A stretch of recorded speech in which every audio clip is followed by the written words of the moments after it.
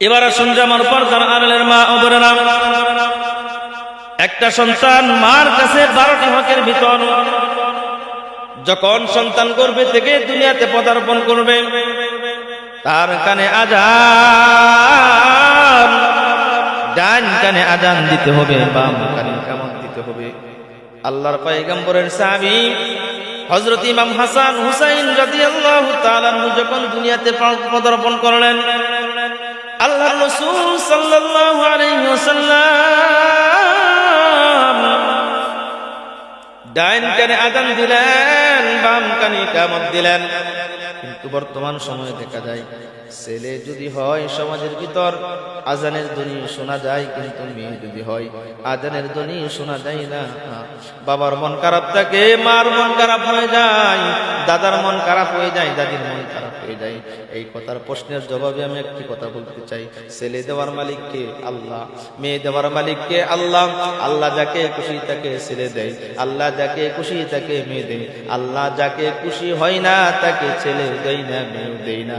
এইটার পিছনে কারো কোনো হাত নাই, কারো কোনো হাত নাই। কোটি কোটি টাকার মালিক দেখা যায় সমাজের ভিতর, কিন্তু সন্তানাদি নাই। এই যে নরসিংদীর দিকে তাকিয়ে দেখুন, আব্দুল কাদির, একজন কাদির মোল্লা নামে একজন ব্যক্তি আছে, শিল্পপতি ব্যক্তি, কত লক্ষ লক্ষ কোটি কোটি টাকার মালিক, কিন্তু দেখা যায় সন্তানাদি বলতে কি জিনিস তার সন্তানাদি নাই। আল্লাহর কাছ থেকে কোনোভাবে সে আনতে পারে নাই। এটা আল্লাহ যাকে পছন্দ করেন তাকে দেন। এই জন্য আল্লাহ রাব্বুল আলামিন বলেন, ইয়াহাবু লিমান ইয়াশাউ ইনাসাও ওয়া ইয়াহাবু লিমান ইয়াশাউ যুকুর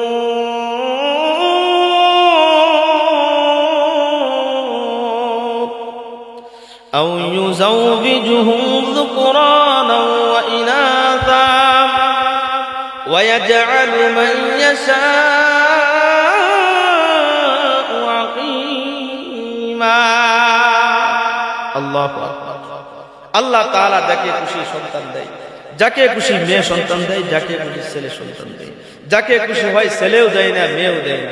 এটা আল্লাহ তাআলা বান্দার প্রতি রহমত, বান্দার প্রতি ইহসান, দয়া, মায়া। এইটা দুনিয়ার তাম পৃথিবীর মানুষ যদি চিন্তা ভাবনা করে লক্ষ লক্ষ কোটি টাকার মাধ্যমে আমি একটি সন্তান দুনিয়াতে আনবো, কিন্তু আনতে পারবে না। এটা আল্লাহর খুশি। এই জন্য প্রথম যখন সন্তান দুনিয়াতে আগমন করবেন, তার ডান কানে আযান, বাম কানে ইকামত, ছেলে হোক বা মেয়ে হোক।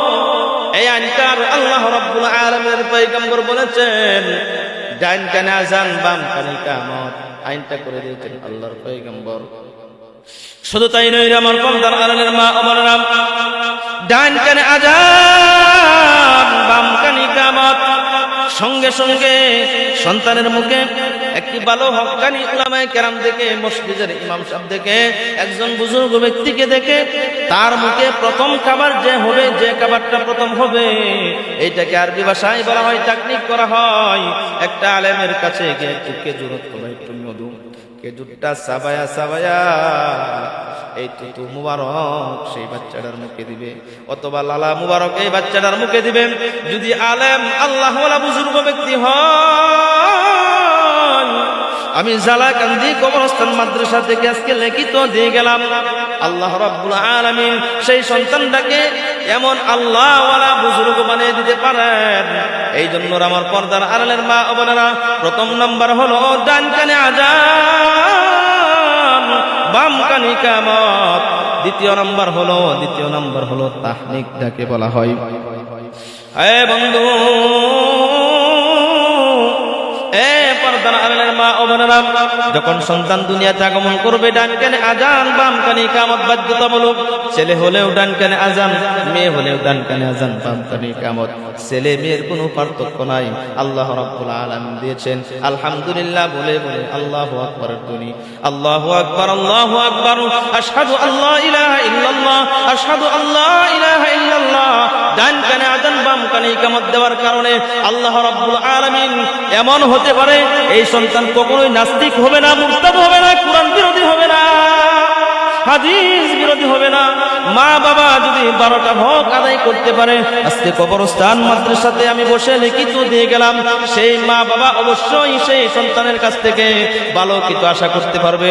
আজকে তাকে দেখুন শহরের ভিতরে বৃদ্ধাশ্রমের ভিতর মানুষের অভাব নাই, আর প্রত্যেকটা মানুষ প্রত্যেকটা পিতা এবং মাতা দেখা যায় সন্তানদেরকে বিসিএস ক্যাডার বানিয়েছে, সন্তানদেরকে উচ্চ শিক্ষায় শিক্ষিত করেছে, কানাডায় পড়াশোনা করার ব্যবস্থা করে দিয়েছে, আমেরিকায় পড়াশোনার ব্যবস্থা করে দিয়েছে, অস্ট্রেলিয়ায় পড়াশোনার ব্যবস্থা করে দিয়েছে। আজকে দেখা যায় মার সাথে যোগাযোগ করার মতো সময় নাই, আজকে দেখা যায় বাবার সাথে যোগাযোগ করার মতো সময় নাই। পর্দার আড়ালের মা ও বোনেরা, এই জন্য প্রথমত হলো ডান কানে আযান বাম কানে ইকামত। শুধু তাই নয়, তাহনিক করার পর যে সুন্দর কথা হলো তাকে যখন উপযুক্ত হয়ে যাবে তাকে ধর্মীয় শিক্ষায় শিক্ষিত করতে হবে। কে বলেছেন? আল্লাহর পয়গম্বর বলেছেন, সুবহানাল্লাহ। এই জন্য আমার সন্তান আদি যখন আস্তে আস্তে করে বড় হবে, শুধু তাই নয়, তার সুন্দর একটি অর্থ সহকারে একটি নাম রাখতে হবে। নাম রাখার পর মাথার চুলটাকে চেষে তারপরে এইটা সোনা অথবা রূপা পরিমাণ সজ্জা করতে হবে আল্লাহর রাস্তায়। শুধু তাই নয়, আমার পর্দার আড়ালের মা ও বোনেরা, পর্দার আড়ালের মা, তার নাম রাখার পর নামের উপর আকিকা করতে হবে 7 দিনের দিনও, অথবা 7 দিন 14 দিন 21 দিন, এইটার ভিতরে সমর্থ অনুযায়ী সাধ্য অনুযায়ী আকিকা করতে হবে। পর্দার আড়ালের মা, যখন আমি যে হাদিসটা তিলাওয়াত করেছিলাম, 7 বছর যখন বয়স হয়ে যাবে তাকে 6 বছর 7 বছর থেকে তাকে নামাজের তালকিন দিতে হবে, মসজিদে পাঠাইতে হবে, আর তাকে কোরআন শিক্ষার গুরুত্ব বুঝাইতে হবে। একটা সন্তান যদি কুরআনুল কারীম শিক্ষা গ্রহণ করতে পারে, কুরআনুল কারীমের জ্ঞান তার দিলের ভিতর যদি ঢুকায় দেওয়া যায়, মজগের ভিতর যদি ঢুকায় দেওয়া যায়, সে বড় হোক, বিসিএস ক্যাডার হোক, এই হোক সেই হোক, যত কিছু হোক না কেন, কখনোই নাস্তিক হওয়ার সম্ভাবনা নাই। এই জন্য আমার চাইতে হবে কুরআনুল কারীমের জ্ঞান তাকে সর্বপ্রথম দিতে হবে। আজকে জালাকান্দে একটা কত সুন্দর প্রতিষ্ঠান, বিশেষ করে পর্দার আড়ালের মা,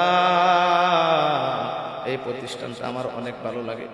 আমি যখন প্রথম দিন এসেছি আমার দেখে অনেক ভালো লেগেছে। আমি আপনাদেরকে অনুরোধ করে বলে যাই, আপনাদের সন্তানদেরকে, আপনাদের নাতিদেরকে, আপনাদের আত্মীয় স্বজনের সন্তানদেরকে এই মাদ্রাসায় ভর্তি করে দেন, লেখাপড়া করো, ভালো হাফেজ হোক, আলেম হোক। আমি আজকে এখান থেকে আহ্বান করব, আজকে যারা প্রতিটা কথা শুনেছেন, 12টা থেকে 7টা কথা আমি বলেছি, আর 3টা বলার কোনো সুযোগ নাই। অন্যদিন আল্লাহ রাব্বুল আলামিন যদি সুযোগ করে দেয়, এখান থেকে আমি সামনের দিকে আলোচনা আগাবো। যতগুলি কথা বলেছি আল্লাহ রাব্বুল আলামিন আমাদের সকলকে প্রতিটা কথার উপর বুঝায় এবং আমল করার তৌফিক দিক। সকলে বলে আমিন।